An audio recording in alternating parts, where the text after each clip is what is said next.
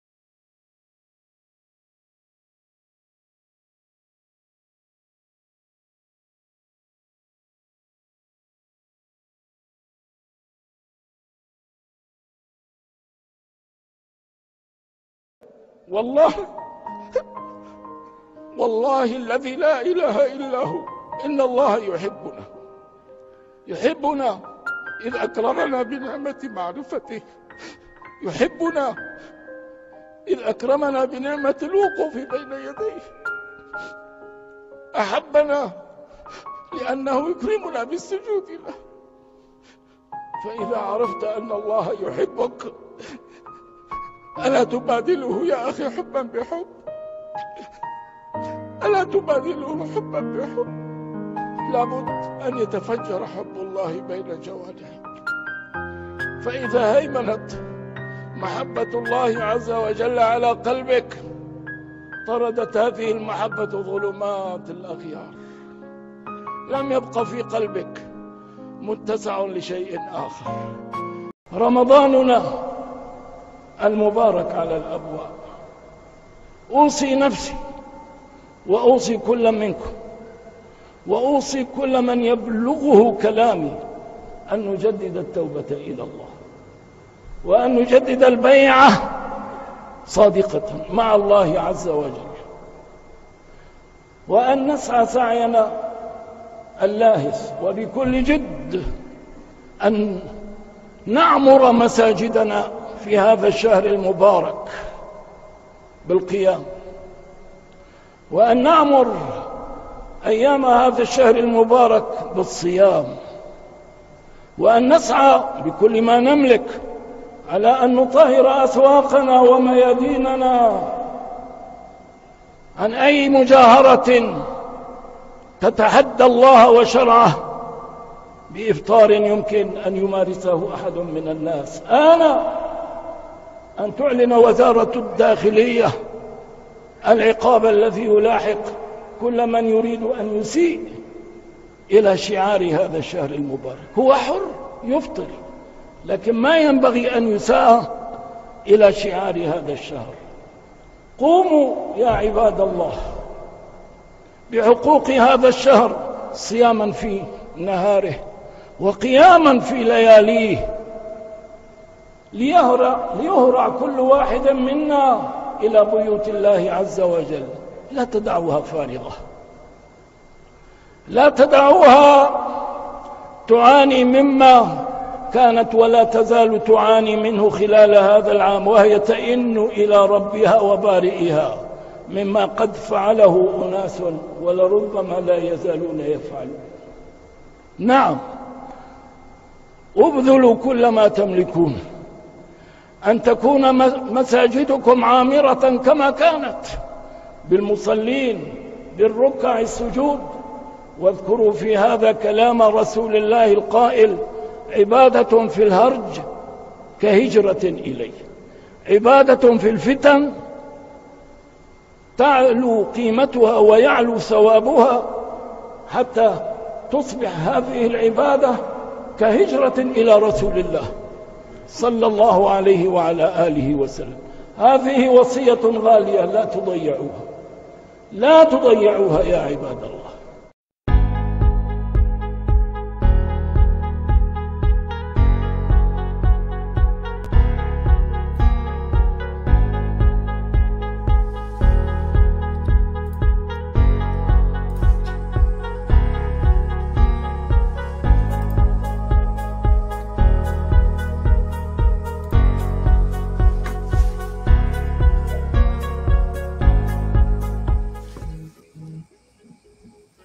Bismillahirrahmanirrahim.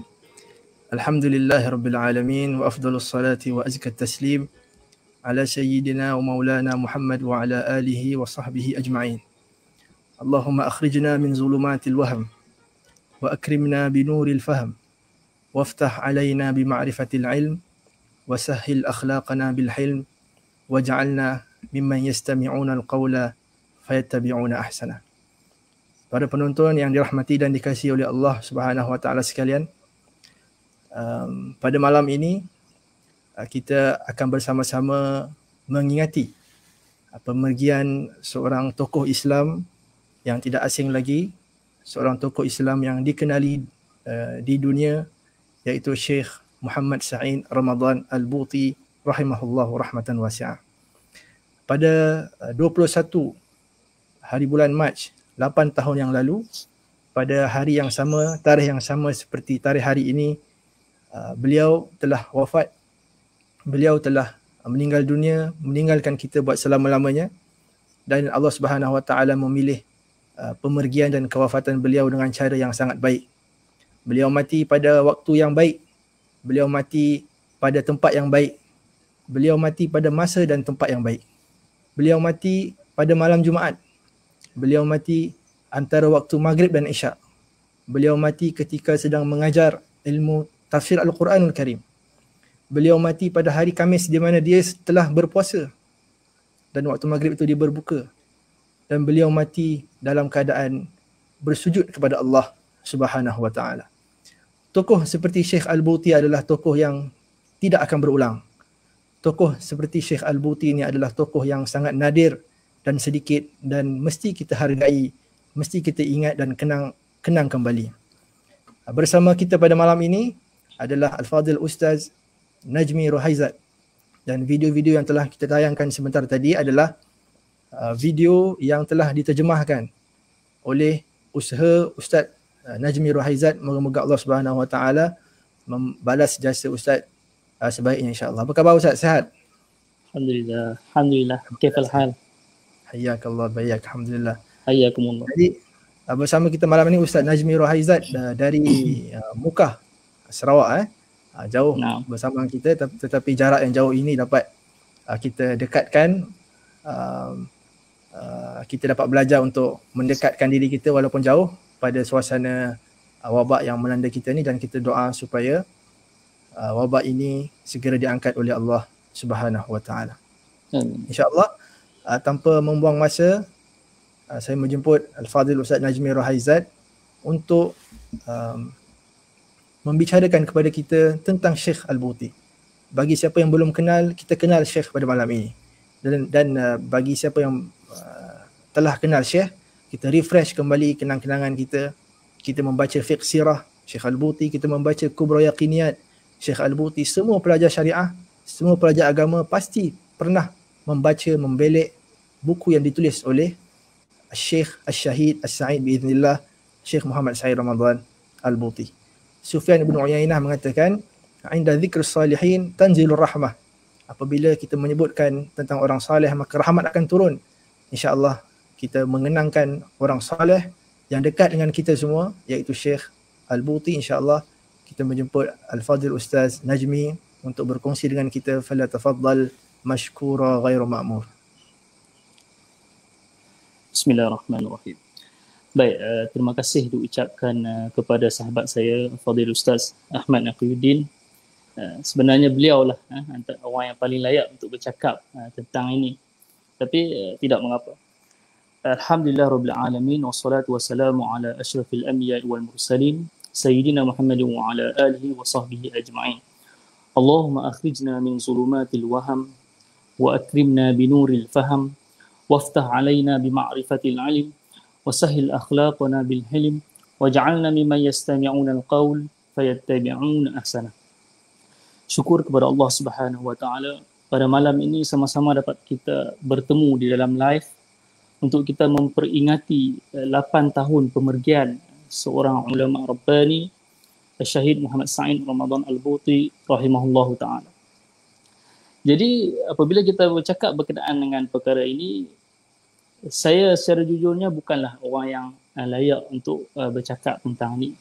Di luar sana lagi ramai para asatizah, para ilmuwan yang pakar dan mendalami pemikiran Syekh. Di sana terdapat pelajar-pelajar sarjana dan juga pelajar-pelajar di peringkat PhD yang mengkaji, yang menyiapkan tesis berkenaan dengan pemikiran Syekh. Antara contoh terdekat yang boleh saya berikan iaitu Sahibul Fadilah Dr. Zulkifli Al-Bakri, antara orang yang merupakan murid kepada Syekh. Baik, moga-moga Allah Subhanahu Wa Taala memberkati pertemuan kita pada malam ini dalam kita membicarakan berkenaan dengan orang soleh dan orang yang dekat kepada Allah Subhanahu Wa Taala. Bila mana kita bercakap berkenaan dengan orang-orang soleh ini, Imam Abu Hanifah pernah menyebutkan al-hikayatu 'anil ulama wa mahasinihim ahabbu ilayya min katsirin minal fiqh li'annaha adabul qaum. Jadi Imam Abu Hanifah pernah mengatakan bahawa menceritakan tentang ulama dan juga kebaikan mereka ini lebih aku sukai daripada banyaknya belajar tentang ilmu. Kerana apa? Kerana dalam kita menceritakan ini dapat memuatkan, di sana memuatkan adab-adab dan juga akhlak-akhlak para ulama.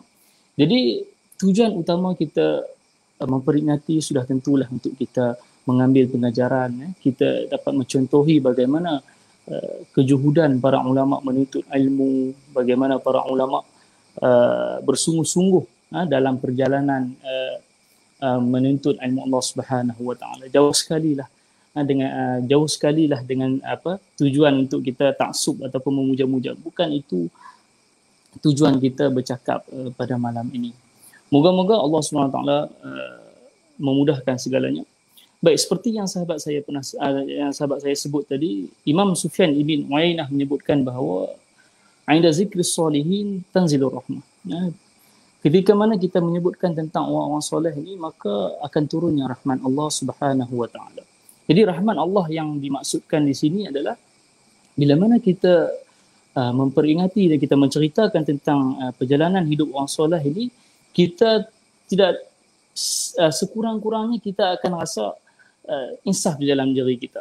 Kita akan dapat tahu bagaimana seorang ulama itu bersungguh-sungguh dalam menuntut ilmu dan sedikit sebanyak menjentik jiwa kita ingin berubah. Itulah rahmat yang sebenarnya yang dimaksudkan. Kalau kita lihat, Allah Subhanahu Wa Taala ada menyebut di dalam Al-Quran bahawa Nabi Muhammad sallallahu alaihi wasallam, Allah kisahkan tentang cerita nabi-nabi terdahulu untuk menetapkan jiwa nabi dalam berdakwah. Perkara ini Allah sebut di dalam surah Hud, wa kullan naqussu 'alaika min anba'ir rusul ma nusabbitu bihi fuadak.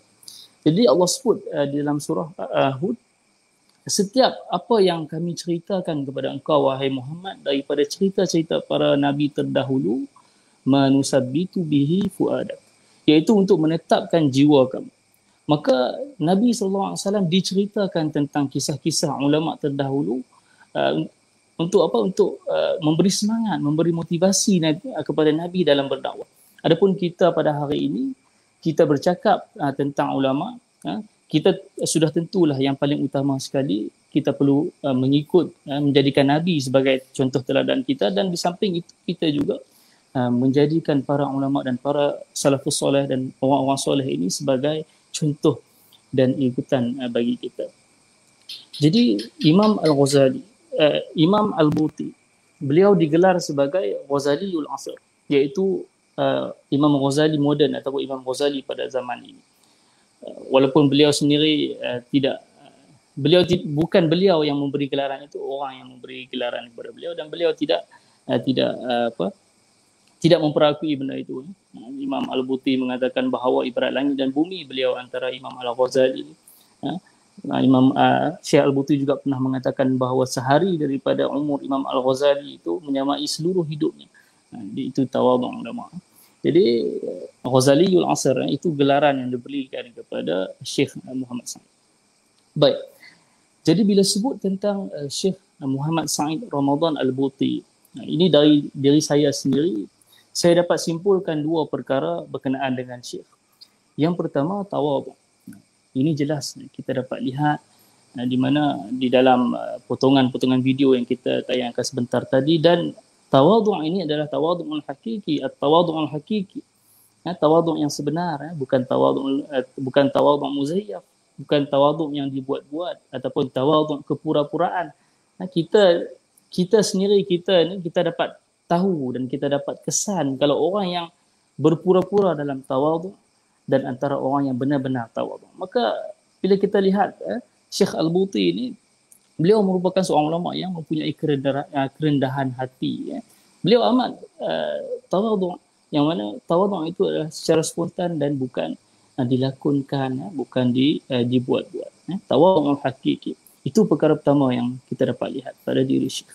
Yang kedua, bila kita sebut tentang Syekh, maka dapat simpulkan bahawa Syekh tabahurun fil ilmi, iaitu seorang yang mendalami ilmu dan orang yang menguasai pelbagai cabang ilmu. Ini kita dapat lihat dalam tulisan-tulisan yang beliau karang. Syekh mengarang lebih daripada 60 buah kitab dalam sepanjang hayat beliau. Jadi bila kita baca kitab Syekh, kita lihat di situ, kita dapat tahu dan kita dapat rasai bagaimana Syekh mempunyai pemikiran dan idea yang mendalam dalam sesuatu perkara. Ini Syekh seorang usuli, seorang mantiki, aqlani, falsafi Islami maksud saya.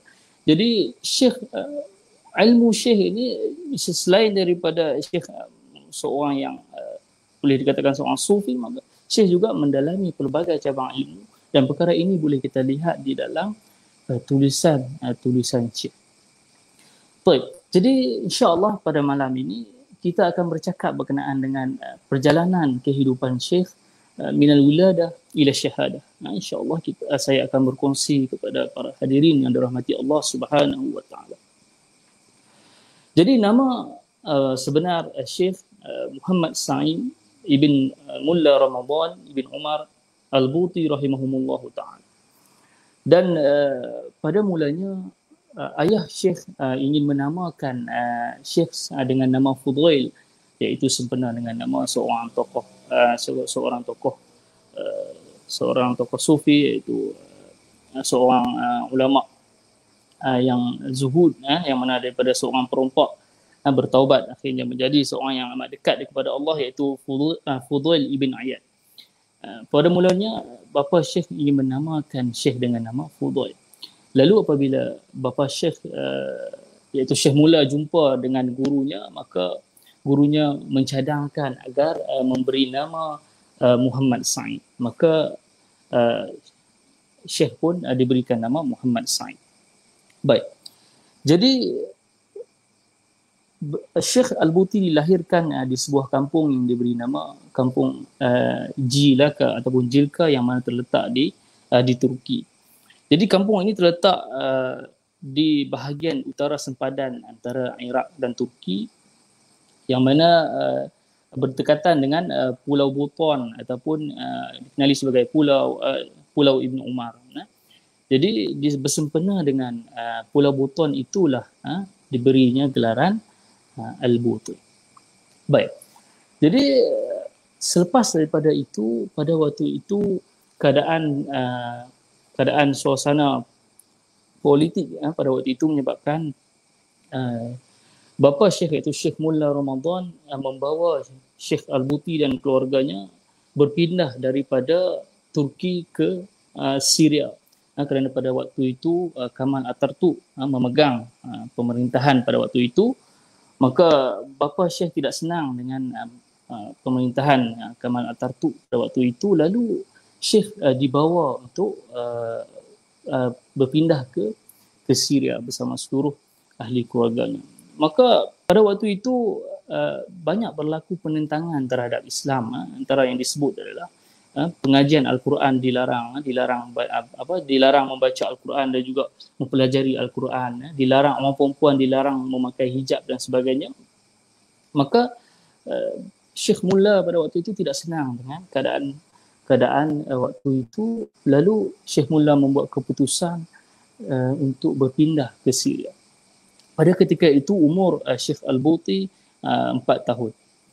Baik, setelah berpindah ke Syria, mereka berpindah randah dari tempat ke tempat sebelum mereka menetap di sebuah rumah yang terletak bersebelahan dengan Masjid Ar-Rifa'i. Jadi ayah Syekh Al-Buti pada waktu itu iaitu Syekh Mullah menjadi imam di masjid tersebut. Jadi Masjid Ar-Rifa'i itu pada hari ini dikenali sebagai Masjid Mullah Ramadan Al-Buti. Ketika umur Syekh Al-Buti 6 tahun, waktu itu Syekh dihantar kepada seorang guru perempuan, ustazah lah, yang mengajarkan Al-Quran kepada Syekh, dan Syekh berjaya mengkhatam Al-Quran kurang daripada tempoh 6 bulan pada waktu itu. Jadi peringkat rendah, Syekh belajar di Saruja, nama tempat Saruja, yang mana namun begitu pendidikan awal Syekh, guru utama Syekh pada waktu itu adalah ayah beliau sendiri. Syekh Al-Buti banyak belajar daripada ayah beliau sendiri. Ayah beliau lah merupakan guru pertama kepada beliau yang banyak mengajarkan ilmu kepada Syekh. Jadi kita lihat kalau kita lihat balik bagaimana sirah perjalanan hidup para ulama yang terdahulu ataupun ulama-ulama zaman kini. Kita lihat para ulama ini sejak dari kecil lagi mereka menekuni ilmu-ilmu yang mana perkara itu merupakan asas kepada penuntut ilmu. Kita lihatlah, kalau kita lihat mana-mana pun biografi ataupun sejarah hidup para ulama, mesti mereka sejak dari kecil lagi ditekankan dengan ilmu, ditekankan dengan adab. Seperti kita katakan tadi, Syekh Al-Buti ini digelar sebagai Ghazaliul Asir. Kalau kita lihat Imam Al-Ghazali sendiri pun, beliau Imam Al-Ghazali ketika beliau kecil, sebelum bapa beliau meninggal dunia, bapa beliau menyerahkan tanggungjawab ataupun menyerahkan Imam Al-Ghazali dengan adik beliau ni kepada rakan ayah dia untuk mengajar dan memberi pendidikan kepada Imam Al-Ghazali. Maka di sini jelas kita lihat para ulama ini mereka diasuh dengan ilmu sejak daripada kecil. Ini perkara yang tidak dapat tidak yang perlu kita buat. Pada hari ini mungkin kita sebagai para ibu, para bapa, sejak dari kecil kita perlu mementingkan ilmu, perlu mengenalkan ilmu kepada anak-anak kita berbanding kita memberi penekanan kepada benda-benda lain. Itu jika kita ingin melihat anak kita menjadi seorang yang alim ataupun seorang ahli ilmu. Jadi pada mulanya Syekh Al-Buti mendapat pendidikan daripada ayah beliau. Dalam perkara ini Syekh menyebut bahawa pada mulanya Syekh diajar berkenaan dengan akidah. Kemudian Syekh mempelajari secara ringkas berkenaan dengan sirah Nabi yang menggunakan kitab Zakhiratul Labib fi Siratil Habib. Dan dalam ilmu alat pula Syekh belajar menuntut dengan bapa beliau, yang mana bapa beliau meminta Syekh Al-Buti menghafal Alfiyah, Matnu Alfiyah Ibn Malik, dan setiap hari bapa Syekh akan mensyarahkan 5 ke 6 bait matan Alfiyah itu kepada Syekh. Dan sehinggalah Syekh dapat menghafal ke semua bait dalam Alfiyah Ibn Malik itu kurang daripada setahun tempoh Syekh menghafal kitab. Syekh menghafal matan Alfiyah Ibn Malik pada ketika itu. Dan umur Syekh pada ketika itu belum lagi mencapai umur baligh. Baik, dalam bidang fiqh pula Syekh mempelajari ataupun menghafaz Nazmu Ghayatit Taqrib lil Amriti. Syekh menghafal nazam Ghayah At-Taqrib lil Amriti yang mana terdapat lebih kurang 1,200 bait. Syekh belajar dengan bapa beliau dan juga Syekh menghafaz bait-bait nazam dalam kitab ini. Baik, seterusnya kita lihat pada usia 13 tahun ibu kepada Syekh Al-Buti meninggal dunia. Jadi pada ketika ini selepas ibu Syekh meninggal dunia, ayah Syekh Al-Buti bernikah dengan seorang perempuan Turki. Jadi disebab itulah Syekh Al-Buti dapat menguasai bahasa Turki selain daripada bahasa Arab dan bahasa Kurdi. Jadi Syekh Al-Buti juga menguasai bahasa Turki kerana ibu beliau kerana ibu beliau pada ketika itu yakni orang yang berbangsa Turki. Jadi apabila sudah mencapai umur baligh, Syekh tidak sama seperti para remaja yang lain. Bila capai umur baligh, Syekh banyak memikirkan soal tanggungjawab. Beliau merasakan bahawa bila sampainya umur baligh ini, maka lebih banyak tanggungjawab yang perlu dipikul. Semuanya akan ditanggung sendiri. Dan Syekh mengenang bahawa banyaknya tanggungjawab dan semua dosa pahala perlu ditanggung. Dan disebutkan bahawa Syekh sering menangis bila memikirkan perkara ini. Syekh sering menangis. Menangis kerana mengenangkan bahawa bila sampainya umur baligh, maka banyak tanggungjawab. Maka bapa beliau lah menjadi penenang kepada Syekh pada ketika itu. Jadi Syekh Al-Buti ini diajar oleh bapa beliau dengan keadaan zuhud, diajar dengan bersederhana dan dilatih untuk bangun setiap malam bermunajat, berdoa kepada Allah Subhanahu Wa Taala. Ini sejak dari kecil lagi Syekh Al-Buti dilatih oleh bapa beliau, iaitu Syekh Mullah Ramadan. Jadi selepas tamatnya pengajian di peringkat rendah, Syekh belajar di Jami' Manjak, iaitu di Ma'had At-Tawjih yang mana dibimbing oleh Al-Allamah Syekh Hasan Habannaka rahimahullahu ta'ala. Maka semasa bapa Syekh ingin menghantar Syekh belajar di Ma'had At-Tawjih pada ketika itu,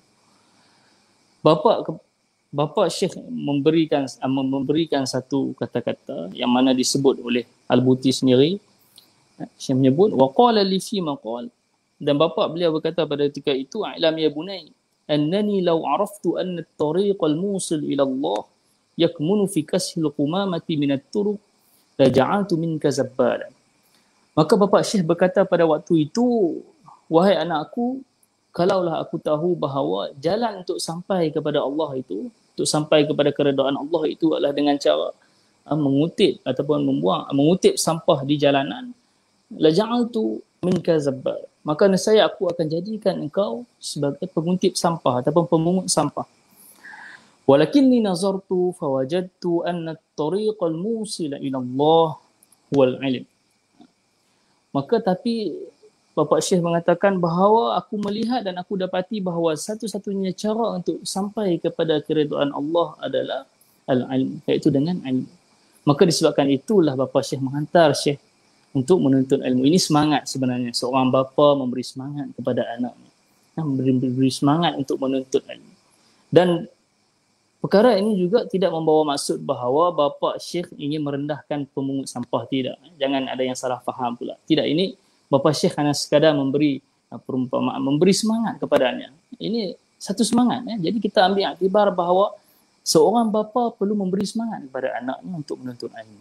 Ini tanggungjawab seorang bapa.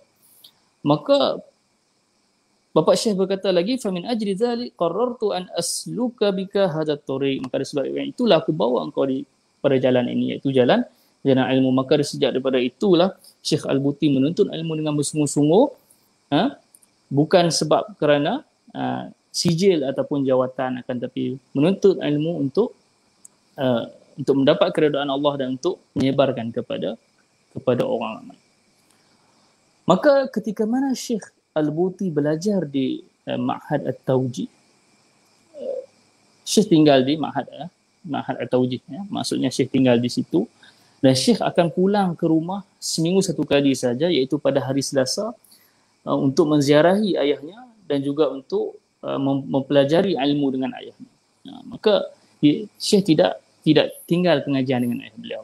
Jadi dalam satu minggu Syekh akan balik ke rumah dan berjumpa dengan bapa Syekh pada setiap hari Selasa, yang mana pada waktu itu Syekh membaca ataupun belajar kitab Uqudul Juman Lis-Suyuti, iaitu tentang ilmu balaghah sama bapa beliau, dan juga kitab-kitab mantik Al-Maqulatul Ashr, dan juga Syarhu Jam'il Jawami' fil Usul, dalam usul fiqh menggunakan syarah Jam'il Jawami' fil Usul.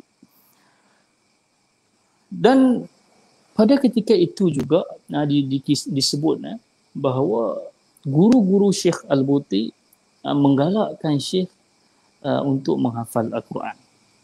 Maka pada waktu itu Syekh pun menurutilah dan Syekh memulakan menghafaz Al-Quran. Akan tetapi bapa Syekh, iaitu Syekh Mullah Ramadan, beliau lebih cenderung agar membaca secara kerap. Maksudnya bukan menghafaz tapi membaca secara kerap. Kerana apa? Beliau mengingatkan tentang ancaman dan dosa yang menanti orang yang menghafaz Al-Quran kemudian dia lupa akan hafalannya itu. Ini menunjukkan seorang bapa Syekh Al-Buti ini seorang sangat berhati-hati. Maka beliau takut. Beliau takut kalau hafaz nanti lupa, takut mendapat dosa. Maka bapa Syekh lebih menyeru kepada membaca Al-Quran, bukan menghafaz tapi membaca secara kerap. Dan Syekh pun beliau menuruti kata-kata ayahnya ini, dan Syekh membaca Syekh mampu banyakkan membaca Al-Quran sehingga kan Syekh mampu khatam Al-Quran 3 kali sehari. Syekh baca Al-Quran, memperbanyakkan baca Al-Quran sehingga kan Syekh mengkhatam sebanyak 3 kali, sebanyak 3 hari sekali. Afwan. Jadi disebabkan selalu membaca ini, secara tidak langsung Syekh dapat ingat beberapa surah-surahnya. Syekh dapat ingat sebahagian besar daripada Al-Quran itu disebabkan memperbanyakkan membaca Al-Quran. Jadi bagi orang yang membaca kitab-kitab Syekh, kita akan dapati bahawa uslub penulisan Syekh ini, di sana terdapat uslub al-adabi, uslub balaghi. Kerana Syekh meminati sastra sejak daripada beliau kecil lagi. Syekh memang meminati sastra, dan dengan banyaknya membaca Al-Quran itu Syekh dapat melihat di sana dalam Al-Quran itu keindahan-keindahan bahasa Al-Quran, balaghatul Quran, balaghatul kalam. Maka disebabkan itulah Syekh meminati sastra, dan beliau memang perkara ini jelas dalam penulisan-penulisan kita lihat digunakan oleh Syekh dalam penulisan-penulisan beliau. Bahasa beliau sangat indah. Jadi disebabkan Syekh belajar agama ini, pada waktu itu terdapat sebahagian rakan Syekh, bukan semua, mengejek Syekh dan mempersenda Syekh Al-Buti pada ketika itu. Jadi bukan berlaku di Malaysia saja, bahkan berlaku juga kepada Syekh. Kita di Malaysia ni kadang-kadang bila kita belajar ilmu agama, orang selalu kata kat kita, nanti nak makan apa? Nanti nak kerja apa? Maka Syekh pun mendapat ejekan yang sama daripada kawan-kawan beliau pada ketika itu. Mereka kata, kalau Syekh terus menuntut ilmu ni nanti, maka besar nanti Syekh tiada masa depan dan juga akan menjadi peminta sedekah. Itu sebahagian ujian yang Syekh tempuhi dalam menuntut ilmu. Dan mereka kata nanti dah besar, nanti hanya boleh jadi tukang azan saja, hanya boleh mandikan jenazah saja. Jadi kenapa bazirkan umur dengan semua ini? Kawan-kawan Syekh merli ataupun mengejek Syekh dengan kata-kata ini. Maka Syekh tidak patah semangat dengan ejekan itu, bahkan beliau lebih bersemangat dalam menuntut ilmu Allah Subhanahu wa taala. Perkara ini perkara yang lumrah dalam kita menuntut ilmu agama. Perkara lumrah pada seorang penuntut ilmu itu menghadapi kesukaran. Ilmu itu tidak didapati dengan kesenangan. Pasti akan ada kesukaran.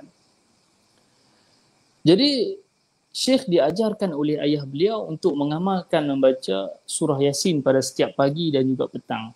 Jika mampu, jika ada masa lapang, maka Syekh tidak meninggalkan membaca Yasin pada setiap pagi dan petang. Belum pun usia Syekh menjengah umur 17 tahun, Syekh sudah mula menjadi khatib di salah satu masjid di berhampiran Jami' Manjak pada ketika itu. Syekh sudah mula menaiki mimbar, belum pun umur Syekh menjangkau umur 17 tahun.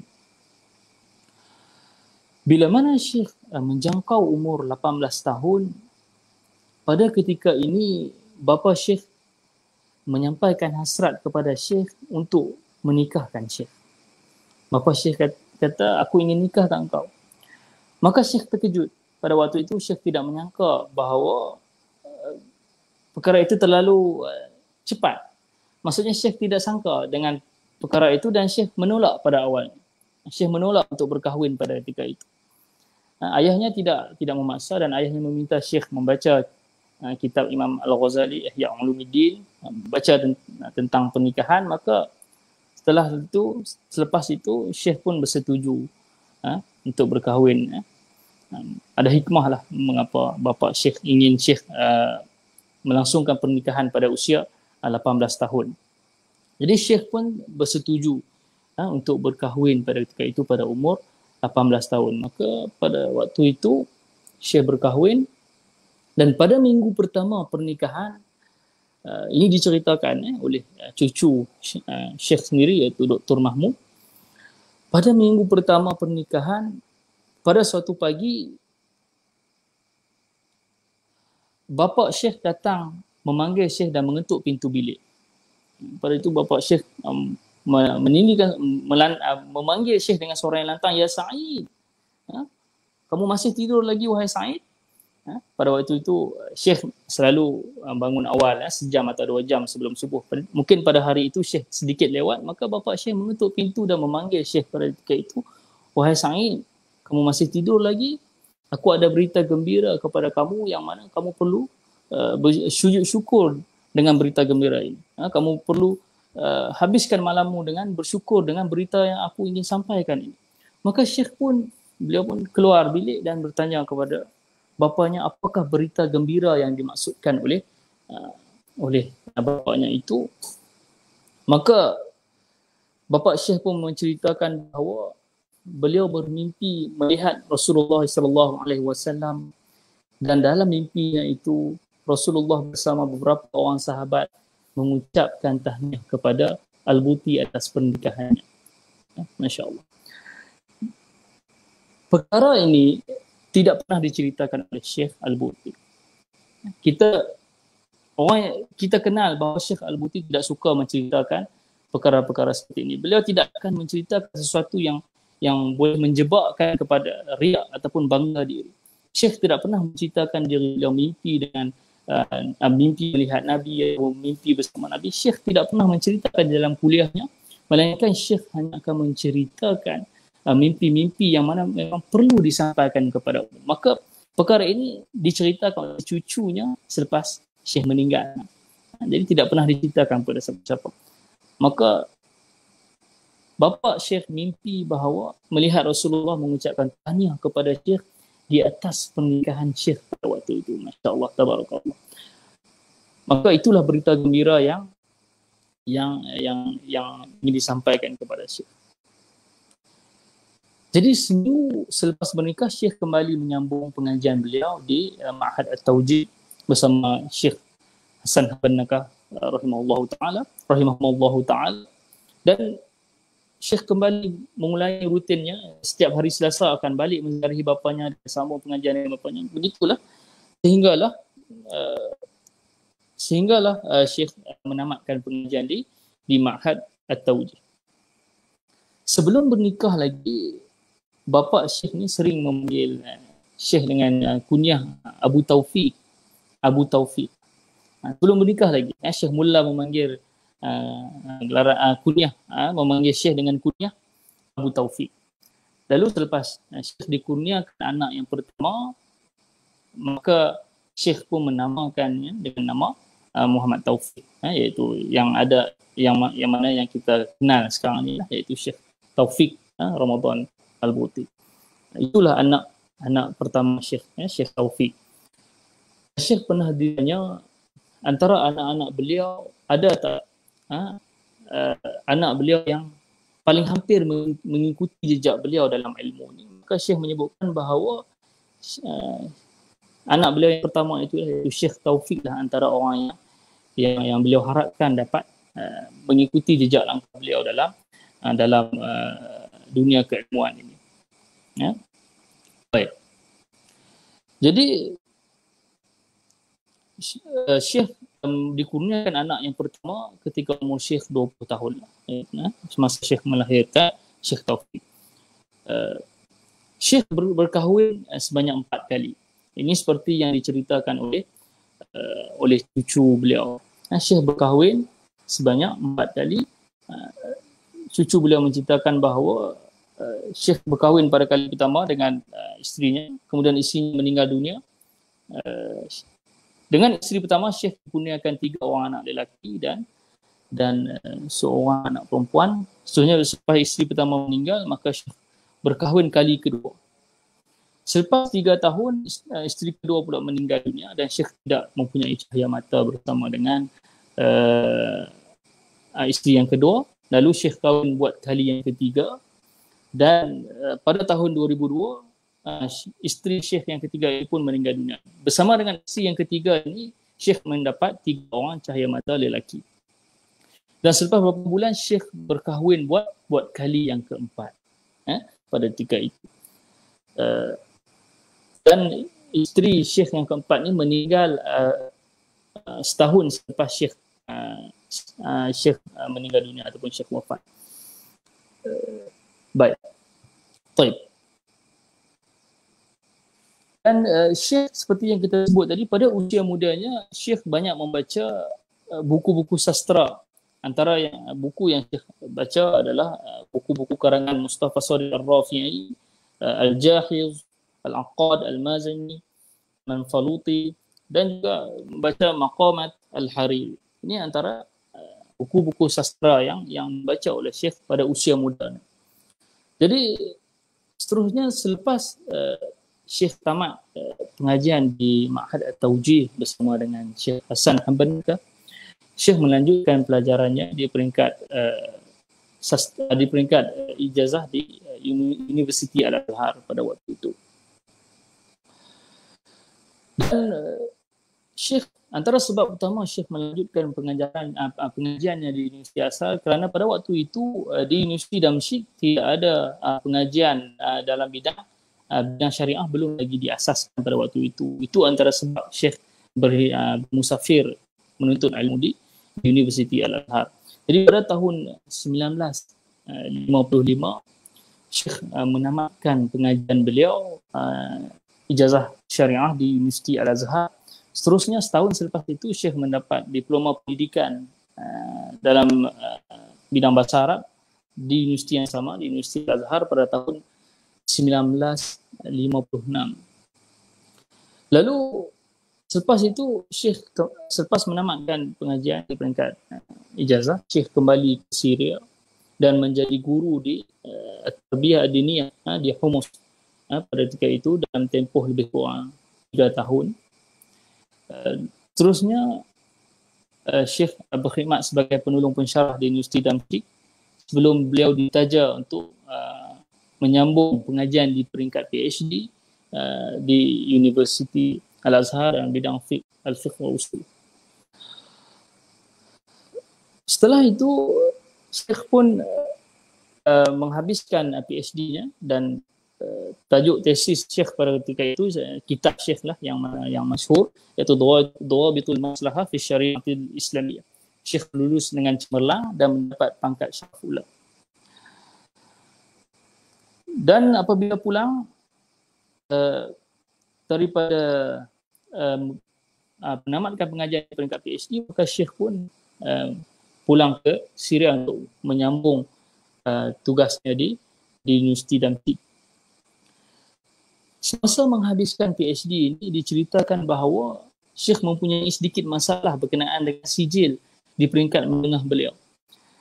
Yang mana pada waktu itu seperti kita maklum, Syekh belajar di Ma'had At-Tawjih di bawah bimbingan Syekh Hasan Habban.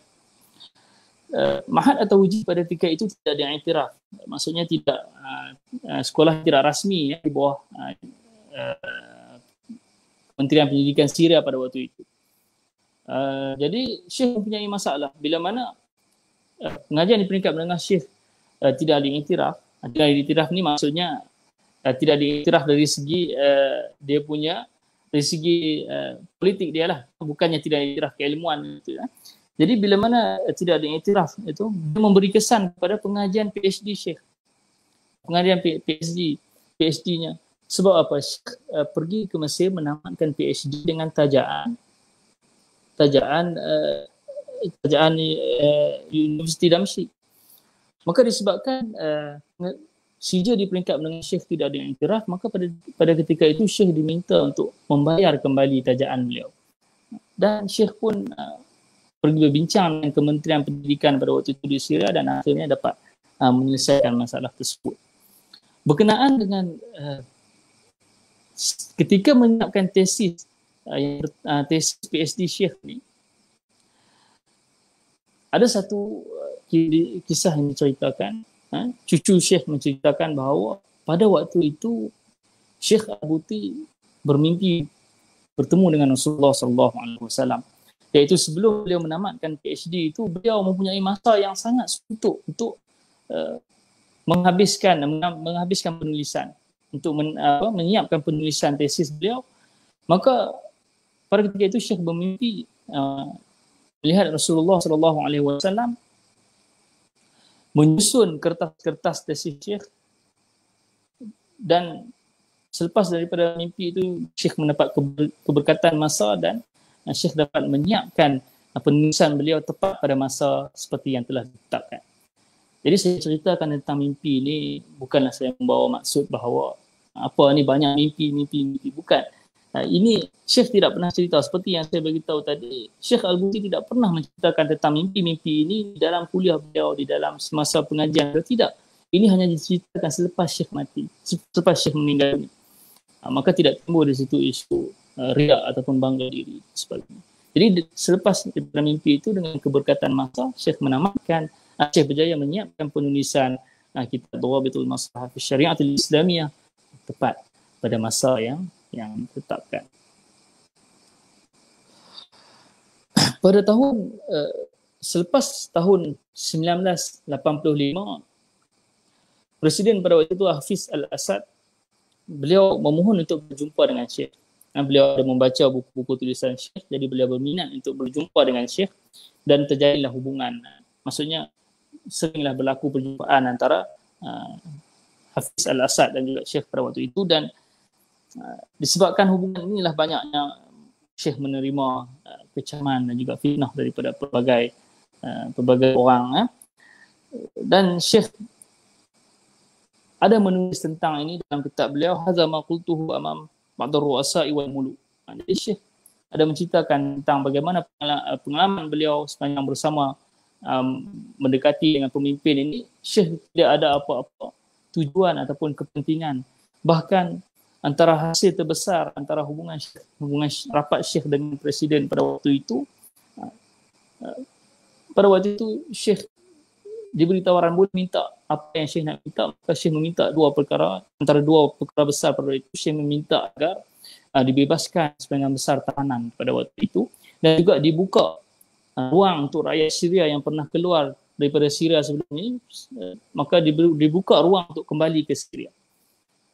Maka itu antara sumbangan besar Syekh pada waktu itu, yang mana Syekh tidak ada kepentingan, bukan sebab mau membodek dan sebagainya. Bila mana Syekh mendekati para pemimpin, semuanya untuk maslahat umum. Baik.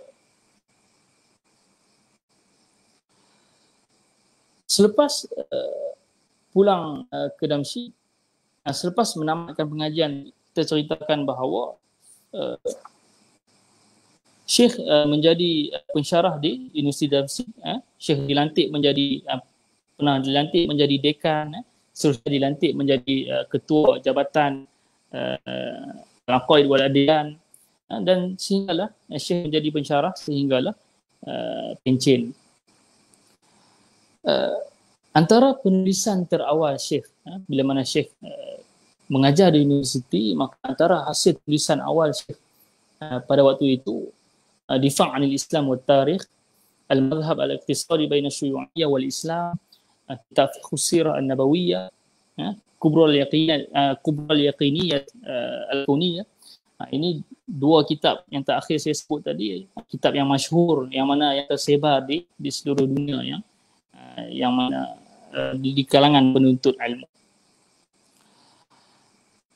Baik, bila mana Syekh di samping mengajar di universiti, Syekh juga mengajar di masjid secara mingguan. Antara masjid yang Syekh mengajar adalah Masjid Syekh Mullah Ramadan, itu masjid bapaknya, masjid bapaknya. Seterusnya Masjid Sinjikdar, Masjid Sinjikdar. Dan bila mana orang semakin ramai, dah semakin padat pada waktu itu, maka berpindah ke Masjid Tingkiz, Dan bila mana orang semakin ramai lagi, ditukar ke Masjid Al-Iman hinggalah Syekh wafat. Itu antara tempat yang Syekh mengajar, di samping mengajar di universiti. Bagi sesiapa yang mengikuti kuliah Syekh ataupun membaca kitab-kitab Syekh, Syekh tidak pernah membawa sentimen perkumpulan di dalam kuliah. Syekh tidak pernah memburukkan seseorang individu dalam kuliahnya. Syekh tidak pernah memburukkan individu lain, ataupun sama ada memerli dalam maksud menghina dan sebagainya. Syekh tidak pernah. Syekh memegang manhaj bahawa semua orang Islam ni berada dalam satu kumpulan, dan kita ini adalah orang Islam muslimin, yang mana semua kita ini sepatutnya bersatu. Baik. Jadi Syekh Al-Buti, beliau mempunyai dua pendirian tetap beliau, yang mana perkara ini kita maklum. Yang pertama, Syekh tidak membenarkan orang mencium tangannya. Nah, ini antara pendirian pertama Syekh. Perkara ini kita lihat, Syekh dalam kuliah-kuliahnya, Syekh tidak membenarkan sesiapa pun mencium tangannya. Ada dalam potongan video, Syekh menyebut bahawa kita ni manusia hanya ditutup aib oleh Allah Subhanahu Wa Taala. Orang menghormati, memuliakan kita hanya kerana Allah menutup aib. Dan hanya Allah Subhanahu Wa Taala yang mengetahui keadaan diri kita. Maka Syekh tidak membenarkan orang mencium tangannya. Ini antara pendirian pertama Syekh. Yang kedua, Syekh tidak membenarkan orang berdiri apabila beliau masuk ke dalam masjid. Ini antara pendirian Syekh. Syekh melarang. Jika beliau masuk ke dalam masjid, Syekh melarang orang berdiri. Ini perkara yang Syekh amat titik beratkan semasa hayat beliau. Baik. Syekh dalam hayatnya, dalam Syekh memberi pendapat ataupun memberi fatwa dalam sesuatu perkara, Syekh tidak terpengaruh oleh mana-mana pihak. Tidak terpengaruh oleh desakan mana-mana pihak ataupun perpasaan oleh mana-mana pihak. Tidak. Semuanya berdasarkan timbangan ilmu, mizan ilmu, yang mana Syekh sering bangun 1/3 malam untuk menangis, mengadu, memohon, munajat kepada Allah agar memberi ilham kepada Syekh dalam mengeluarkan pendapat. Ini diceritakan sendiri oleh ahli keluarga Syekh. Maka setiap pendapat ataupun idea yang diberikan oleh Syekh semuanya berdasarkan manhaj ilmu, tidak dipengaruhi oleh mana-mana pihak. Syekh juga aktif dalam seminar-seminar dan juga daurah peringkat antarabangsa. Syekh berpendapat bahawa serangan-serangan pemikiran yang berlaku pada zaman ini tidak dapat tidak untuk kita mengatasi masalah ini adalah dengan kaedah kita berdialog dan juga kita mengadakan seminar ataupun daurah-daurah ini. Inilah kaedah untuk kita menjawab kepada golongan-golongan yang membawa pemikiran yang dangkal, pikirannya jauh daripada Islam. Baik. Pada tahun 1990, Bapa Syekh wafat, meninggal dunia. Pada waktu kemuncak fitnah berlaku, sudah tentulah ramai yang mengkeji dan menghina Syekh. Pada waktu ini, sebelum berlakunya fitnah di Syria, Syekh sudah menceritakan, mengumumkan kepada khalayak ramai dalam satu masjid, dalam masjid ketika itu, dengan adanya pihak-pihak media, Syekh sudah memberitahu dah pada waktu itu bahawa akan berlakunya fitnah di bumi Syria. Syekh sudah nampak, maksudnya Syekh firasat, diberikan ilham oleh Allah SWT. Syekh sudah nampak akan berlakunya satu fitnah yang dahsyat.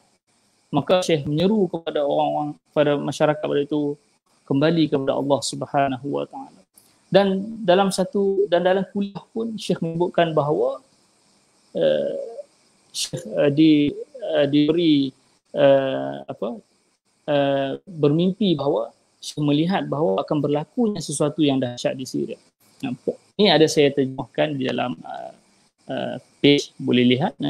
Maka sebelum berlakunya fitnah lagi, Syekh telah memperingatkan kepada orang, kepada masyarakat bahawa akan berlakunya satu fitnah besar di Syria pada masa terdekat. Dan apa yang Syekh selalu ulang dalam kuliah beliau, selalu ulang dalam khutbah beliau, udu ilallah. Itulah seruan Syekh. Syekh tidak bermuka-muka walaupun Syekh rapat dengan pemerintah, Syekh rapat dengan presiden yang mana pada waktu itu orang mengatakan bahawa Syekh di pro Al-Assad dan sebagainya. Maka Syekh tidak pernah bermuka-muka ataupun membodek, tidak. Bahkan Syekh selalu sebut dalam kuliahnya, wahai para pemerintah, wahai tuan presiden, wahai rakyat-rakyat, wahai para askar, udu ilallah. Udu ilallah. Itu yang sering diulang oleh Syekh di kebanyakan kuliahnya. Maka Syekh tidak bersetuju dengan saurah pada waktu itu. Syekh menolak daripada mengangkat senjata pada waktu itu. Syekh menyeru kepada ta'an ulil amri. Maka perkara ini yang pada ketika itu menjadi kontroversi. Syekh dihina, dicaci, dikatakan ulama sultan, daripada setinggi-tinggi taraf, daripada orang yang bertaraf ulama sehinggalah masyarakat awam semuanya menghina dan mencaci Syekh pada waktu itu. Dan disebabkan pendapat Syekh juga pada waktu itu, maka orang semakin menjauhi. Kuliah Syekh yang kebiasaannya dihadiri kira-kira 5,000 orang, kurang daripada 100 orang. Maktab Syekh yang mana selalu diziarah oleh orang berkurangan, tidak ada orang mau menziarahi Syekh disebabkan pendapat Syekh pada waktu itu. Orang menjauhi Syekh, orang mengata macam-macam kepada Syekh. Baik. Bahkan bila kita lihat Syekh pernah memberitahu bahawa beliau mendapat tawaran untuk keluar daripada Syria. Ya? Syekh berkata beliau mendapat tawaran untuk keluar daripada Syria untuk hidup senang-senang di luar daripada Syria. Namun Syekh menolak. Kita tengok video tentang perkara ini, nanti saya akan sambung. Minta sahabat saya untuk menayangkan video.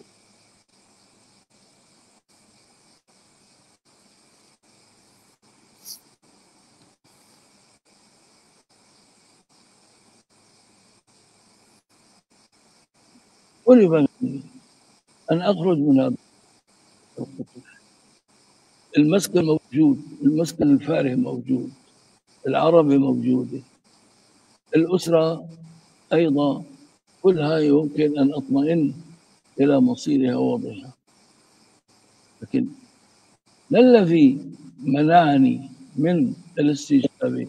أنا لا أعيد المسألة إلى بطولة فيه، والله أنا ضعيف.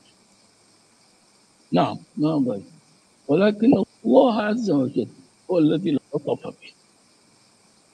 أشعرني بأنني في هذه المرحلة إن تركت هذا البلد فسوف يكون شأني كشأن أب له أهل وأولاد وأحفاد يتركهم إلى حيث لا يعلم مصير هؤلاء. والله هذا مشعر ذهابي هكذا. Baik. Jadi dalam video itu Syekh menceritakan bahawa beliau diminta ataupun diberi tawaran, diberi pelawaan untuk meninggalkan Syria. Beliau diberi tawaran untuk hidup mewah. Ditawarkan dengan rumah yang mewah. Ditawarkan seluruh ahli keluarga boleh ikut keluar, tinggal secara aman dan tenang, aman dan damai di luar daripada Syria. Tapi Syekh tidak, Syekh menolak. Syekh tidak mahu meninggalkan Syria pada waktu itu. Syekh berkata Syekh bukanlah ingin mengatakan bahawa beliau seorang hero, tetapi Syekh mengatakan bahawa beliau merasakan kalaulah beliau tinggalkan Syria pada waktu itu, seolah-olah seorang bapa yang meninggalkan anak-anaknya tanpa tahu apakah akan berlaku, kesedihan yang akan berlaku pada anak-anaknya pada ketika itu. Maka Syekh tidak menerima pelawaan untuk meninggalkan Syria pada waktu itu. Kita lihat bahawa Syekh tinggal di Syria. Syekh memahami keadaan waqi' di Syria pada waktu itu. Maka Syekh memberikan pendapat beliau, mengeluarkan pendapat beliau yang bertepatan dengan keadaan situasi di Syria pada waktu itu. Syekh melihat jika memberontak dan mengangkat senjata, maka keadaan akan berlaku, akan lebih teruk lagi. Darurat itu akan lebih besar lagi. Maka Syekh tidak menerima pemberontakan pada waktu itu. Syekh menolak rakyat bangkit pada waktu itu. Kerana Syekh sudah melihat bahawa akan berlaku sesuatu yang lebih teruk. Bahkan Syekh tidak meninggalkan Syria. Kalau benarlah yang seperti yang dikatakan oleh orang bahawa Syekh ini ulama sultan, ulama su, rapat dengan ulama sultan, maka Syekh boleh saja tinggalkan Syria, hidup aman damai. Tak perlu lagi dalam keadaan pergolakan, dalam keadaan pemberontakan pada waktu itu. Syekh boleh keluar dari Syria, duduk tenang, damai. Tapi Syekh tidak menerima. Syekh ingin bersama-sama dengan rakyat Syria pada waktu itu. Syekh ingin membantu sedaya mungkin untuk menghentikan fitnah yang berlaku pada waktu itu. Itu yang kita lihat. Baik. Taib. Jadi di penghujung hayat Syekh Al-Buti, beliau banyak menghabiskan masa beliau membaca Al-Quran. Di penghujung hayatnya banyak membaca Al-Quran, dan Syekh selalu bertanya kepada ahli keluarganya, ada apa-apa berita gembira hari ini? Esoknya tanya lagi, ada apa-apa berita gembira hari ini? Syekh selalu bertanya perkara yang sama kepada ahli keluarganya, seolah-olah Syekh menanti satu perkara, seolah-olah Syekh mengetahui satu perkara akan berlaku, berita gembira akan berlaku. Itu yang diceritakan oleh cucu beliau. Baik. Maka semasa hidup Syekh lagi, Syekh memang akan hidup dalam keadaan bersederhana, hanya untuk keperluan diri sahaja. Syekh tidak suka bermewah dan sebagainya. Dan di bulan terakhir semasa hidup Syekh, Syekh memanggil cucu beliau dan meminta untuk mensedekahkan semua harta-hartanya, pakaian-pakaiannya, minta memberi kepada penuntut ilmu dan juga kepada orang yang memerlukan. Syekh berkata, semua ini adalah lebihan daripada keperluan aku. Aku takut kalau Allah menghisap aku atas semua ini. Masya Allah. Baik, ini menunjukkan bahawa sifat kerendahan dan ketakwaan Syekh, sifat ketakwaan Syekh yang mana Syekh takut semua itu akan menjadi sebab dihisap oleh Allah Subhanahu Wa Taala. Allahu Akbar. Baik. Lalu seminggu sebelum Syekh wafat, semua harta Syekh selesai diberikan kepada orang yang memerlukan. Syekh berbuat macam tu supaya tidak dipersoalkan di akhirat kelak. Dan pada petang hari Khamis 21 Mac tahun 2013, Syekh pergi ke masjid seperti biasa untuk menyampaikan, sebab Syekh ada kuliah selepas maghrib, antara maghrib dan isyak. Maka pada petang 21 hari bulan Mac 2013 itu Syekh pergi ke masjid seperti biasa dalam keadaan berpuasa. Maka selepas maghrib Syekh menyampaikan kuliah, dan selepas 20 minit pengajian berlalu, ada seorang lelaki masuk ke dalam masjid, dikatakan umur lingkungan 18 tahun. Mula-mula beliau duduk di belakang. Selepas 2 minit beliau bangun ke depan dan dia meletupkan dirinya pada ketika itu. Maka berlakulah peristiwa kesyahidan Syekh Al-Buti rahimahullah ta'ala. Selepas berlakunya letupan itu, elektrik terputus pada waktu itu, dan orang yang berada di belakang yang selamat datang ke depan untuk menyelamatkan Syekh, dan mereka ingin mengangkat Syekh untuk turun daripada kerusi kuliah, tapi Syekh menolak. Syekh menolak, lalu Syekh pun turun daripada kerusi pengajian beliau, duduk dalam keadaan sujud. Maka ketika itulah roh berpisah daripada badan Syekh dan Syekh meninggalkan dunia yang fana ini. Maka Syekh meninggal dalam keadaan bersujud. Baik. Itu keadaan itu adalah kemuliaan daripada Allah Subhanahu Wa Taala. Kemuliaan yang diberikan kepada Allah Subhanahu Wa Taala kepada orang yang dekat dengan dia, mati dalam keadaan mulia. Memang kita lihat Syekh kena bom, tapi bila mana kita lihat balik bagaimana keadaan Syekh meninggal, seperti mana yang sahabat saya Syekh Naqiyuddin sebut di awal-awal tadi, yang mana orang yang dikatakan hilang akal ini Syekh, orang yang sering dicanang sebagai hilang akal, gila, tidak waras, sebagai orang yang dikatakan sebagai ulama sultan, inilah yang akhirnya meninggal di atas kerusi kuliah, yang mana ketika itu sedang menyeru kepada Allah, menyeru manusia kepada Allah, berada di dalam rumah Allah dalam keadaan berwudu, sedang mengajar tafsir dalam tempoh antara maghrib dan isyak pada malam Jumaat, dan beliau meninggal dunia dalam keadaan yang sangat mulia ini. Masya Allah, tabarakallah. Ini satu keadaan yang dimuliakan oleh Allah Subhanahu Wa Taala. Yang mana satu hadis Nabi sebut, "Majtama'a qaumun fi baitin min buyutillah yatluna kitaballah wa yatadarasunahu bainahum illa nazalat 'alaihimus sakinah." Tidaklah berhimpun satu kaum di dalam rumah daripada rumah-rumah Allah, mereka membaca kitab Allah dan mempelajarinya, melainkan akan turunlah ketenangan kepada mereka. Maka inilah keadaan yang mana Syekh hadapi, Syekh yang berlaku kepada Syekh semasa peristiwa beliau syahid. Baik. Dan Syekh dimakamkan bersebelahan dengan makam Sultan Salahuddin Al-Ayyubi. Dan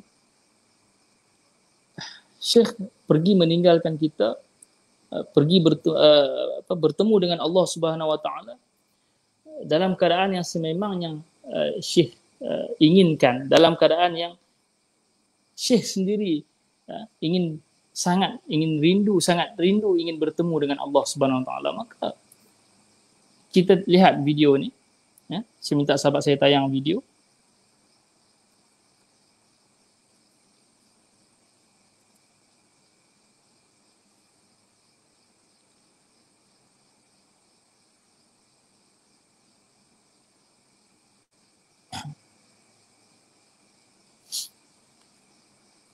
الموت اليوم.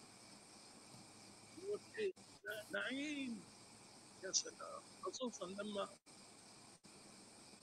تقف أمام قول الله عز وجل: ولئن متم أو قتلتم لا إله إلا الله تحشرون. يا سلام، في أحلى من الموت اللي يجعلك تلقى ربك. كن في حياتك تعاطبه ولا تراه، تناديه ولا تراه. كانت تأتيك رسائله، رسائل الحب والنعم. كانت تأتيك نعمه الوافدة ولا تراه. والموت ما هي البوابة التي تقول لك بلسان العبد: تفضل، لقد حانت ساعة رؤيتك للإله الذي كنت تناجيه ولا تراه. حانت ساعة رؤيتك لهذا الإله الذي كانت تأتيك منائحه، تأتيك رسائله، رسائل الحب التي كانت تأتيك من حضرته جل جلاله. ليش لحتى تتبع الموت؟ ولئن متم أو قتلتم لا إلى الله. وهذه حالتنا نحن، ما في أحلى من أن يقول: ولئن متم أو قتلتم لا إلى الله. Itulah sebagaimana yang Syekh bertemu dengan Allah Subhanahu Wa Taala dalam keadaan yang beliau inginkan, iaitu rindu untuk bertemu dengan Allah. Kita di dunia ini mengadu, menangis, memohon kepada Allah, dan akhirnya kita bertemu dengan Allah Subhanahu Wa Taala. Maka itulah keadaan yang memang memang Syekh inginkan semasa di dunia ini. Maka diceritakan bahawa Syekh tidak meninggalkan harta yang banyak semasa selepas pemergian beliau. Ditunjukkan oleh cucu beliau menunjukkan bahawa Syekh Al-Buti hanya meninggalkan sejumlah wang 75 lira dan juga sebatang pen. Itu sahaja yang ditinggalkan oleh Syekh. Dan jika benarlah dakwaan bahawa Syekh adalah ulama sultan, ulama pengampu dan sebagainya, sudah tentulah Syekh seorang yang kaya raya dan sebagainya. Tapi tidak, keadaan hidup Syekh berbeza jauh daripada itu. Bahkan Syekh tinggal di rumah di tingkat 4, rumah biasa di tingkat 4. Di umur 80-an pun Syekh masih lagi memanjat tangga untuk naik ke rumah di tingkat 4. Inilah keadaan yang mana memperlihatkan bagaimana kehidupan Syekh yang sebenar. Jika benar Syekh ulama sultan, maka tidak mungkin keadaan Syekh seperti ini. Sudah tentu Syekh dalam keadaan senang, lenang. Bahkan mungkin orang yang mencaci dan menghina Syekh itu lebih mewah daripada Syekh sendiri. Masya-Allah, tabarakallah. Itu hidup Syekh. Baik. Jadi seperti yang kita tahu, Syekh beliau memaafkan semua yang ada kekhilafan atau berbuat salah pada dia. Syekh berkata, setiap apa yang berlaku atau yang menuduh daripada ijtihadku, maka aku harap ia tidak terlepas daripada ganjaran ijtihad. Dan Syekh memaafkan semua yang mengutuk, mengeji, menghina Syekh. Kerana Syekh mengatakan bahawa beliau tidak mahu. Dengan sebab itu, nanti beliau akan dihisap oleh Allah Subhanahu Wa Taala. Maka Syekh memaafkan semua orang. Baik. Jadi ada yang bertanya, apakah rutin hidup Syekh secara ringkas dalam satu hari? Apakah rutin hidup Syekh? Maka disebutkan bahawa Syekh akan bangun sejam ataupun 2 jam sebelum subuh. Ini rutin hidup Syekh. Dan Syekh akan solat sunat, bermunajat dan berdoa, sehinggalah kadang-kadang ahli keluarga Syekh mendengar rintihan tangisan Syekh ketika bermunajat pada pertengahan malam. Ini menunjukkan bahawa Syekh melakukan apa yang beliau cakap. Syekh sering menasihati, mengingatkan kita bahawa bangun di tengah malam mengadu, merintih kepada Allah Subhanahu Wa Taala. Maka Syekh tidak hanya berkata-kata, Syekh sendiri mengamalkan sedemikian. Baik. Dan selepas azan subuh, Syekh akan membaca surah Yasin, solat sunat, kemudian Syekh akan keluar untuk pergi ke masjid. Dan dalam perjalanan Syekh pergi ke masjid, Syekh akan membaca subhanallah wa bihamdihi subhanallahil azim sebanyak 100 kali. Baik, selepas selesai daripada wirid subuh, Syekh akan pulang ke rumah, kemudian membaca Al-Quran sehingga terbit fajar. Syekh baca ni bukan sekadar baca, tapi baca dan mentadabbur. Dan selepas itu Syekh solat duha dan Syekh akan tidur sebentar sehinggalah pukul 8 pagi. Syekh akan bangun untuk mengambil sarapan ringan. Selepas daripada sarapan, Syekh akan memenuhkan masa beliau dengan membaca, menulis ataupun mengajar. Jadi pada siang hari, Syekh banyak memperbanyakkan berselawat ke atas junjungan mulia Nabi Muhammad SAW. Dan Syekh akan mengkhususkan dua waktu beliau bersama keluarga. Yang pertama, selepas makan tengah hari. Dan yang kedua, selepas minum petang di waktu petang. Ini dua masa yang Syekh khususkan bersama keluarga. Baik.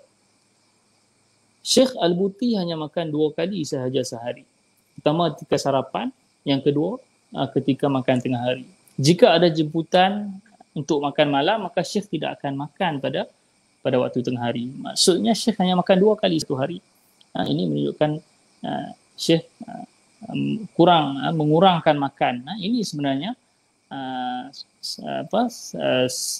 sesuatu yang perlu dicontohi oleh penuntut ilmu, tapi agak payahlah, iaitu mengurangkan makan. Satu yang memerlukan kejuhudan yang tinggi daripada seorang penuntut ilmu. Syekh, prinsip hidup Syekh ini berpaksikan kepada 3 ayat Al-Quran yang mana disebutkan bahawa Syekh amat terkesan dengan 3 ayat Al-Quran ini. Yang pertama, man amila salihan min zakarin aw unsa wa huwa mu'minun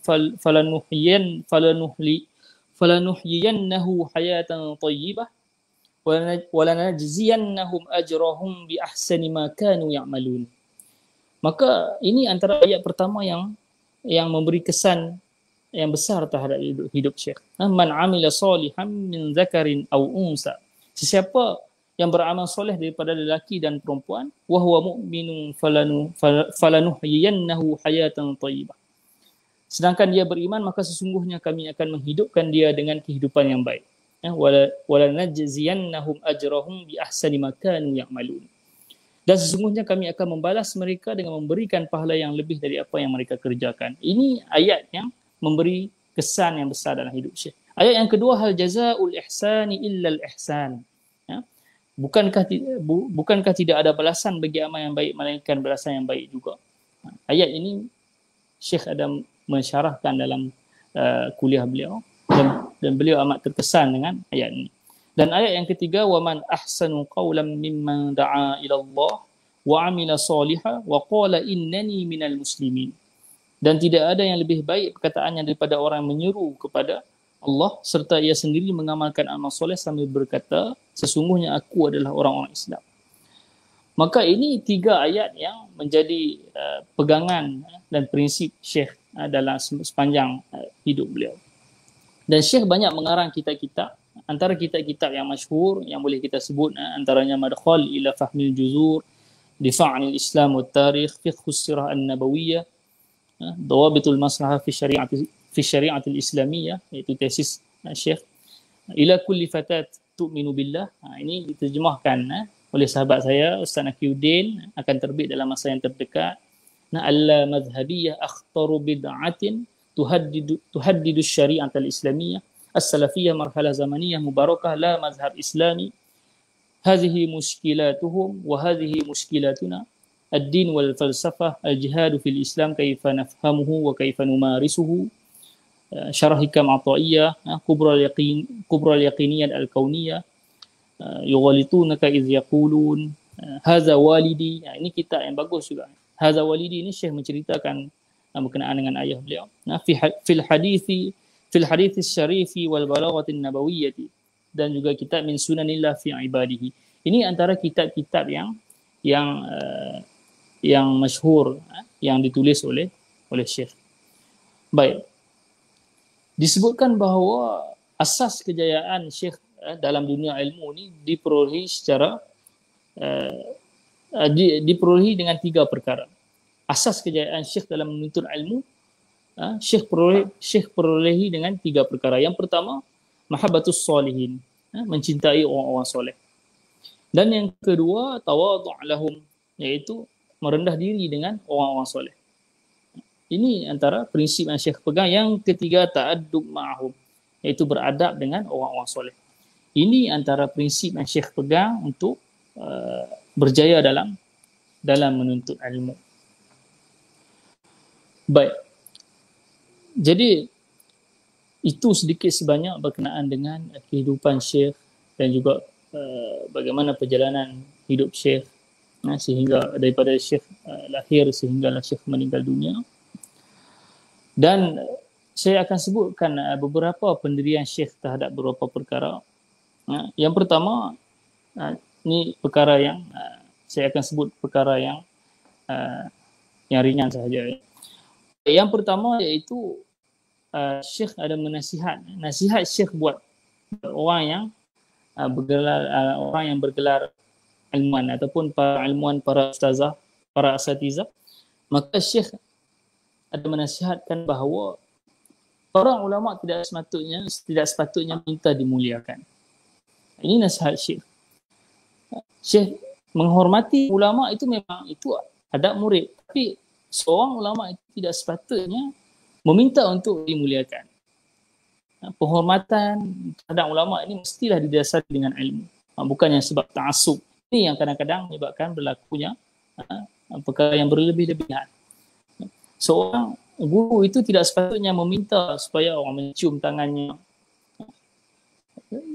Syekh mengatakan bahawa bayangkan jika ada seseorang yang dia sudah biasa, orang kalau salam dia orang cium tangan dia. Kalau seseorang tu dah biasa, kalau orang salam dengan dia, orang akan cium tangan dia. Maka jika ada seorang yang tak cium tangan dia, nanti dia akan rasa lain lah. Dia akan rasa, ini siapa dia ni tak salam tangan aku. Orang lain semua salam, cium tangan aku. Siapa dia tak cium tangan aku. Jadi perkara ini akan menimbulkan, secara otomatik akan menimbulkan riak dalam jiwa seseorang tu. Maka Syekh, sebab itu jugalah Syekh tidak membenarkan orang mencium tangannya. Maka Syekh menasihatkan para guru untuk supaya tidak minta dimuliakan. Berwaspada agar tidak terjebak daripada penyakit riak. Baik. Dan Syekh juga ada memberi nasihat kepada orang yang menggabungkan diri dengan kumpulan ataupun jemaah ataupun parti-parti. Syekh mengatakan antara masalah yang berlaku, golongan ini kadang-kadang nampak seperti memperjuangkan Islam. Tapi pada hakikatnya mereka ini bekerja untuk memuaskan hati antara satu sama lain. Berjuang untuk kepentingan diri sendiri. Ini masalah kebanyakan orang yang melibatkan diri dengan kumpulan ataupun jamaah. Maka Syekh berpendapat bahawa jangan bekerja untuk mendapat pujian ataupun untuk supaya orang undi dalam pilihan raya dan sebagainya. Berkenaan dengan ini saya nasihatkan, berkenaan dengan ini, jika ada orang yang nak baca dengan lebih mendalam, boleh baca kitab Batinul Islam. Sudah ada diterjemahkan, tajuknya Dosa Sembunyi. Dalam kitab tu sangat banyak nasihat Syekh, nasihat terutamanya kepada orang yang menggabungkan diri dengan jamaah ataupun parti dan sebagainya, kumpulan. Maka boleh baca kitab tu, sangat baik. Saya sarankan untuk baca. Dan banyaklah pendapat Syekh yang boleh kita lihat. Kalau nak lihat dengan lebih mendalam, boleh lihat di page Muntajim ada diterjemahkan berkenaan dengan kuliah-kuliah Syekh, yang boleh lihat di sana. Jika ingin mengetahui secara lebih mendalam bagaimana pandangan Syekh ataupun pendapat Syekh terhadap sesuatu perkara, nasihat-nasihat Syekh, maka kita boleh lihat. Dan Syekh seorang yang mu'tadil. Walaupun Syekh seorang Asy'ari, Syafi'i, tapi Syekh tidak bermudah-mudah untuk untuk mengkafirkan orang, terutamanya lah. Syekh tidak. Ini kita dapat lihat bahawa antara yang kita dapat lihat, Syekh bila memberikan pendapat beliau tentang Ibn Taymiyah, beliau memuji Ibn Taymiyah seorang alim. Walaupun berbeza pendapat itu perkara biasa, tapi Syekh orang yang patut kita angkat, orang yang patut kita kita sanjung, maka Syekh akan buat perkara yang selayaknya untuk dia. Dan orang yang ingin menjadi munsif ataupun muqtadil, dia pasti akan dapat tentangan dari mana-mana. Sebenarnya macam tu.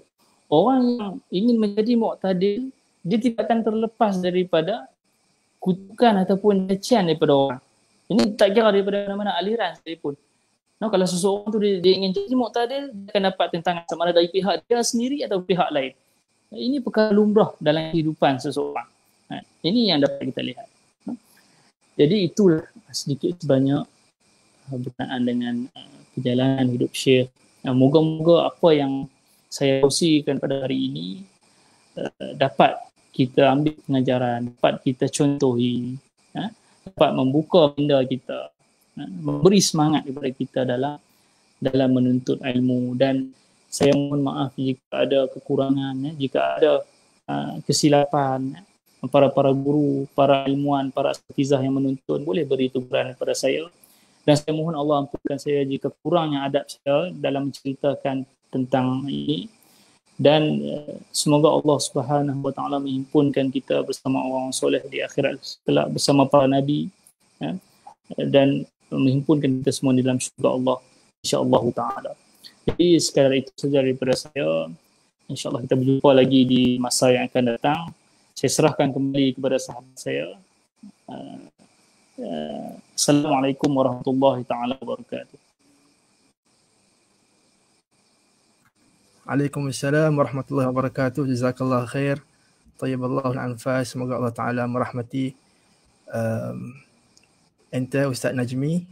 Juga Allah Ta'ala merafakkan, meninggikan darjat Syekhuna Syekh Muhammad Said Ramadan Al-Buti.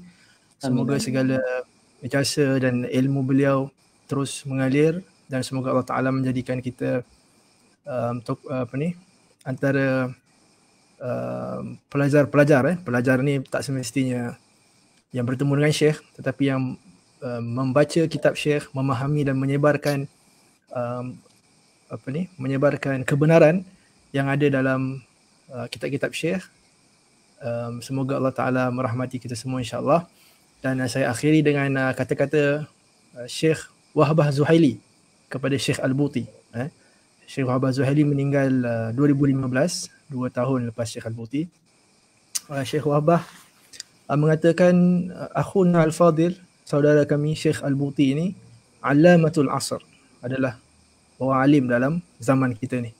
Wa mujaddidud da'wah ila Allah, adalah seorang mujaddid, pendakwah kepada Allah Subhanahu wa taala. Wa qad atahu Allahul jam'a baina ath-thaqafatain al-islamiyyah wal 'asriyyah. Allah Taala telah memberikan kepada Syekh Al-Buti ini kemampuan, Allah Taala telah menghimpunkan kepada Syekh Al-Buti ini kefahaman kepada Islam dan kemodenan. Maknanya Syekh Al-Buti dapat mengulas isu-isu melibatkan akidah dan lain-lain dengan uslub yang moden, seperti dalam kitab beliau Kubra Yaqiniyat dan lain-lain. Fa huwa bi fadlillah subhanahu wa ta'ala istata'a ayu'ti tamlikan ra'idan wa 'aziman lil-thaqafati islamiyah wal mu'asarah. Jadi Syekh ni menghimpunkan antara dua sisi, keilmuan dan juga kemodenan. Syekh Buti mampu menggunakan segala kemampuan ilmu itu untuk diserapkan pada waqi' yang tersendiri. Rahimahullahu rahmatan wasi'ah. Semoga Allah Subhanahu wa taala merahmati semua ulama kita, Syekh Al-Buti, Syekh Wahbah Al-Zuhaili. Semoga Allah Taala menjadikan kita orang yang mengikut manhaj mereka untuk mempertahankan agama Islam, mempertahankan kebenaran, mempertahankan akidah Ahlussunnah wal Jamaah insya-Allah tabaraka wa taala. Sehingga di sini saja pertemuan kita. Kita bertemu lagi pada pertemuan yang lain insya-Allah. Wassalamualaikum warahmatullahi wabarakatuh.